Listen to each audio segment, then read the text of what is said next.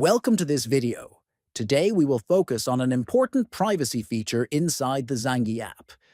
Many users want more control over their messaging experience, especially the ability to hide scene status. First, open the Zangi app on your phone. Once the app is launched, look to the top right corner and tap on the three-dot menu.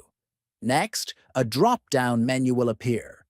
From here, select the option labeled Settings to enter the main settings menu of the app. After that, from the settings list, select Privacy. Finally, find the option called Show Scene Status and turn it off. This will prevent others from knowing when you have viewed their messages. By following these steps, you can easily keep your activity private and enjoy using Zangi without worrying about scene notifications.